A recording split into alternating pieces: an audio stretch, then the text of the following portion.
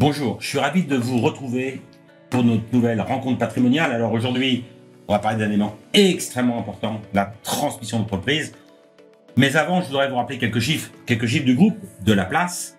La Place, la marque du groupe Cristal, la marque de la gestion de patrimoine, la marque de la gestion privée à destination, eh bien des 50 000 familles, des 50 000 clients qui nous font confiance à travers 25 implantations en France, La Place France, 9 à l'international, La Place internationale et au service d'une clientèle de particuliers, de privés, pour la gestion de leurs intérêts depuis plus de 30 ans. La Place a aussi, bien évidemment, des entités SOR, Zénith et Quartio. Nous en parlerons dans une autre rencontre patrimoniale. Juste aujourd'hui, deux éléments importants. Nous avons Maxime Chiche, le directeur des partenariats. Bonjour Benoît. Bonjour Maxime. Occupe des partenariats, nous allons en parler. Et la chance d'avoir l'immense Thomas Casals, docteur en droit. Bravo, mon cher Thomas. Merci Benoît. Vous êtes associé du cabinet Casals Manceau, avocat fiscaliste, et vous allez revenir vers nous sur les aspects transmistifs et puis les problématiques qu'on peut avoir dans le cadre, bien évidemment, de la transmission de ces sociétés et du conseil qu'il a donné à nos clients. Alors effectivement, l'expert comptable est indéniablement, il y a plusieurs études à ce sujet qui le démontrent, l'expert comptable est indéniablement l'interlocuteur privilégié du dirigeant, du chef d'entreprise.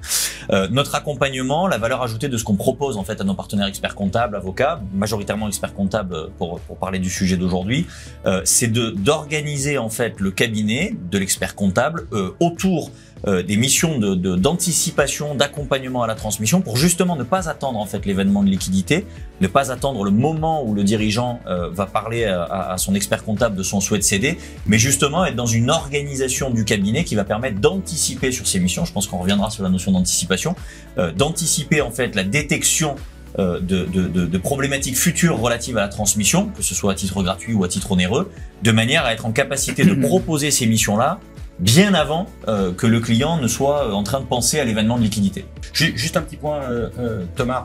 Vous vous occupez aussi, et on travaille parfois ensemble sur certains dossiers. Et c'est vrai que vous arrivez, vous, à un moment où le chef d'entreprise a besoin d'un conseil spécifique. Ah, exactement. Je rebondis sur le terme de détection. C'est-à-dire qu'il y a déjà eu tout un travail qui a été fait d'identification par les experts comptables, par le chef d'entreprise lui-même et par ses différents conseillers. Et nous intervenons une fois qu'a été identifié le problème de la transmission. Et notre travail à nous est de proposer les outils techniques qui vont permettre de faire cette transmission de la façon la plus intelligente d'un point de vue fiscal. Donc on est vraiment sur un apport technique précis pour permettre effectivement préalablement tôt dans la vie de l'entreprise, anticipation de permettre cette transmission. Et je pense, et avec le sujet, le point de taxe est un sujet essentiel. D'accord. Et donc justement, l'expert comptable connaît bien l'entreprise, connaît bien aussi l'organisation de l'entreprise, qui est souvent sous forme sociétale. Et donc, bien évidemment, il y a toute une histoire passée qui doit être mise en avant en liaison avec l'expert comptable auprès du conseil extérieur qui va arriver à cet événement de liquidité. C'est ça. Donc, à l'événement, là, il y a du conseil. Alors, une session à titre onéreux ou à titre gratuit. Comment on peut... Quelle est la fiscalité, d'abord? Qu'est-ce qui se passe si on fait rien et qu'est-ce qui se passe si on agit? Alors, je pense que ça, c'est un point qui est important. Je pense que si on fait rien, on peut raisonnablement dire que la moitié de la valeur qui a été créée part à l'État. Voilà. Je pense que c'est le chiffre qu'il faut retenir. Sachant que, quand je dis ça, c'est la valeur qu'il faut liquider. C'est-à-dire qu'on parle, s'il y a un événement de liquidité, tant mieux, mais s'il n'y en a pas. J'ai des titres. La moitié de la valeur de mes titres doit partir dans 6 mois à l'État. C'est un délai extrêmement court. Il faut que je crée un financement en plus sur ces 50%. Donc une vraie contrainte. Alors que si j'organise ma fiscalité, si j'organise cette transmission, on peut avoir une fiscalité qui est quasiment inférieure à 10%, voire 5% en pratique, sur certains engagements, sur la valeur globale des titres transmis. Voilà. Surtout qu'il faut bien comprendre que ce qu'on transmet aujourd'hui vaut normalement moins cher que ce qu'on transmet demain, dans 30 ans, si l'entreprise a performé.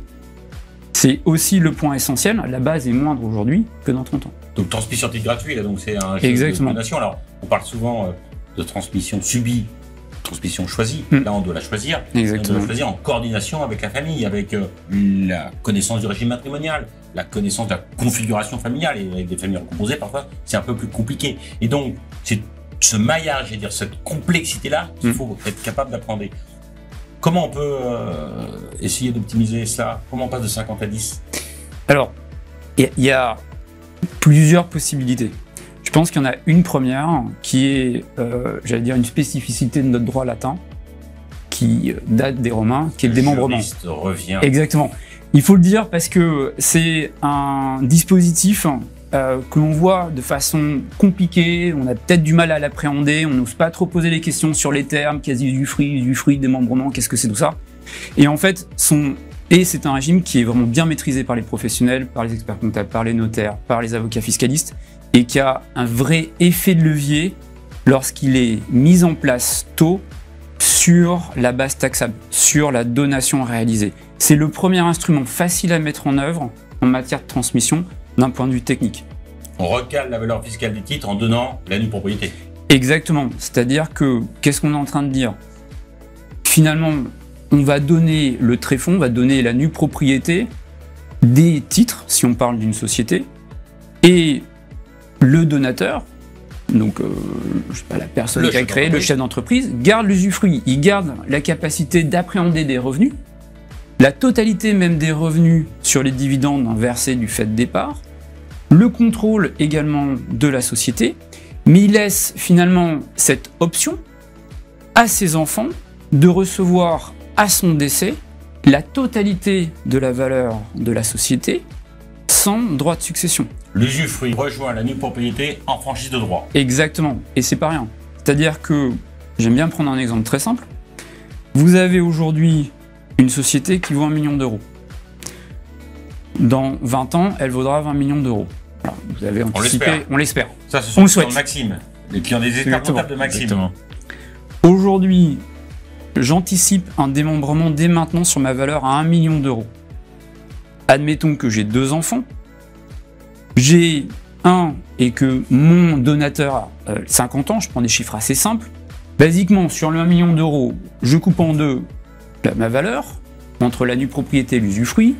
Je donne la nue propriété pour 500 000 euros, plus j'ai des abattements de droits de donation pour les enfants de 100 000 euros chacun, et je me retrouve finalement avec une petite base de 300 000 euros sur lesquels je vais payer les droits de donation. Je règle mon chèque, c'est bien. Si je ne fais rien, dans 20 ans, ma société vaut 20 millions, c'est donc 10 millions que je dois payer en droits de succession, et pas moi, mes enfants, qui doivent financer dans les 6 mois de mon décès pour régler ma dette. 30 fois plus. 30 fois plus. Donc, ce sont des gens qui sont d'abord des investisseurs, les chefs d'entreprise.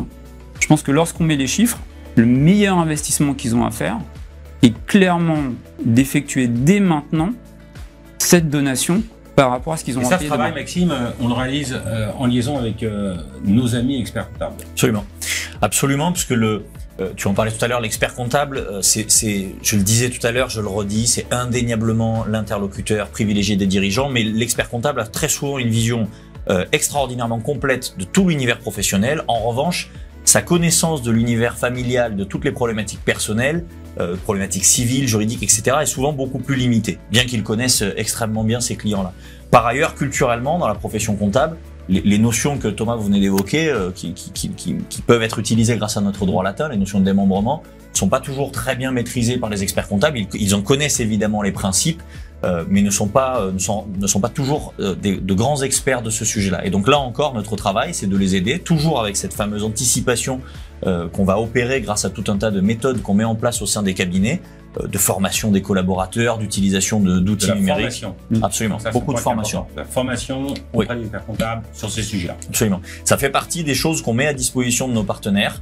Beaucoup de formations à destination de l'ensemble des équipes pour que jusque dans les cabinets de nos partenaires, on puisse aller acculturer l'ensemble des collaborateurs au sujet de gestion de patrimoine pour là encore les aider à anticiper et à détecter le plus tôt possible les besoins. Ne pas attendre que l'entreprise vaille 20 millions d'euros au moment de l'événement de liquidité, mais le plus tôt possible détecter qu'il y a quelque chose à faire. De l'accompagnement donc aussi Absolument. dans le temps sur des sujets qui sont susceptibles de pouvoir évoluer parce que le droit, même s'il remonte à Rome, donc il est un vieil héritage, il évolue.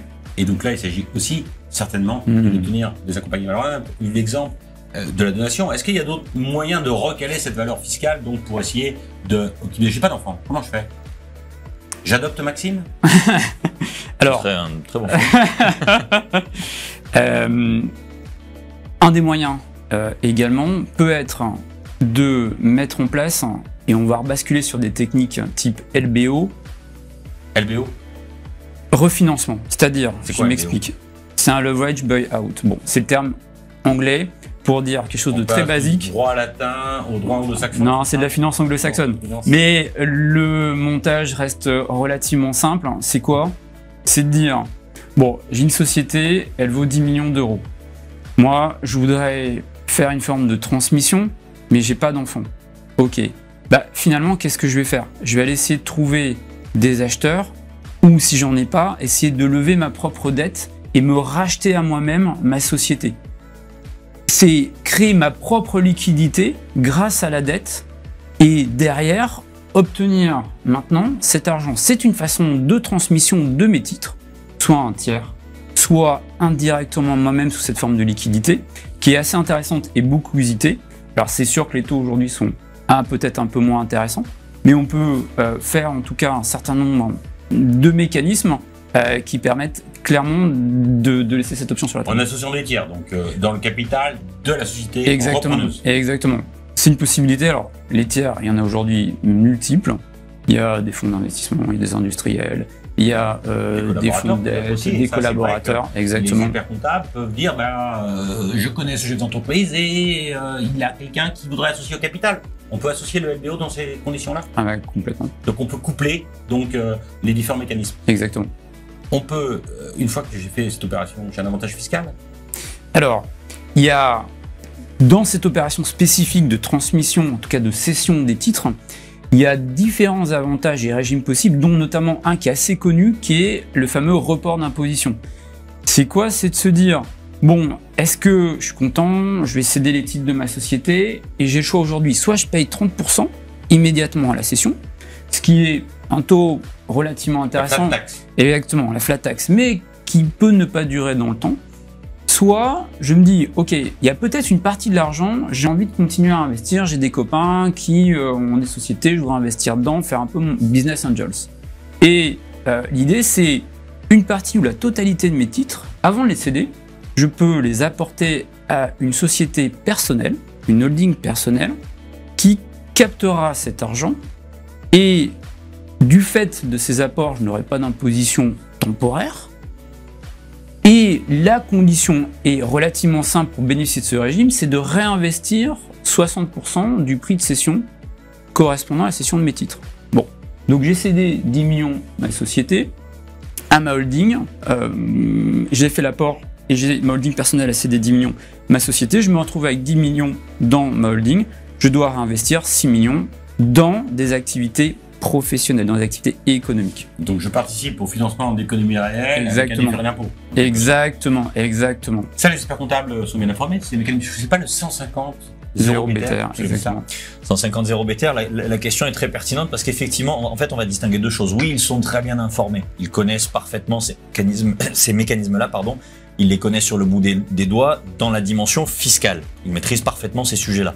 En revanche, là où notre relation d'interprofessionnalité, de partenariat va prendre tout son sens, c'est qu'on va apporter en fait la troisième dimension. On est face à une situation qu'on analyse en deux dimensions. On va apporter une troisième dimension qui est la capacité à anticiper, mais surtout à projeter ces opérations-là.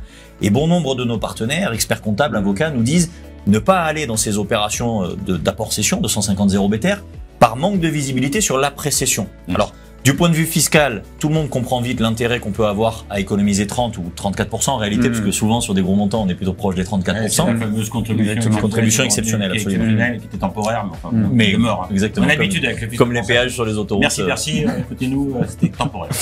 Donc c'est plutôt 34%. Donc tout le monde comprend très bien, et notamment nos partenaires experts comptables avocats, que 34%, c'est mieux de les économiser plutôt que de les payer tout de suite.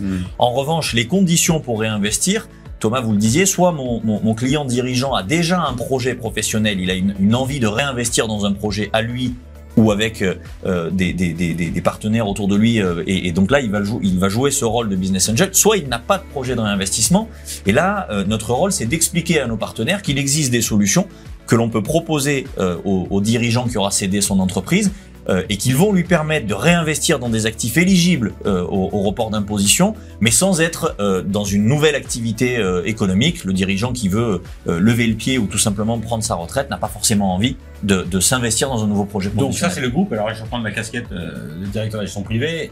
On a du papier éligible aux 150 OBTR, et c'est vrai que c'est une recherche. On travaille avec des sociétés de gestion, des gens private equity notamment, qui nous permettent de trouver le papier nécessaire à l'éligibilité du 150 OBTR. On peut maximiser, c'est pas ce que tu appelles Maxime, ces éléments-là avec aussi, je crois, et là on va être un peu lampadaire du système exceptionnel qu'est le pacte du travail, c'est ça. On peut coupler ça, donation, 150 OBTR, pacte du travail, c'est quoi le pacte du travail? Rapidement. Hein.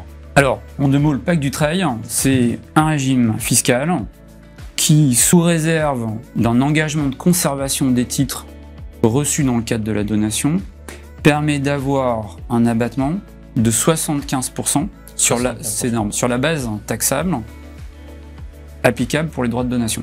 Donc si j'avais les 100 000, ça vaudra plus que 25 000 Exactement. Au regard des droits de donation. Exactement. Donc ça, on peut coupler le pacte du travail à 150 OBTR, trouver du papier éligible. Bon, on voit que le domaine est extrêmement vaste, compliqué, parfois. Merci Maxime, merci cher Thomas, de nous avoir simplifié, je pense, et de nous avoir éclairé. Vous êtes les lampadaires, je le rappelle, de la gestion privée. Merci messieurs.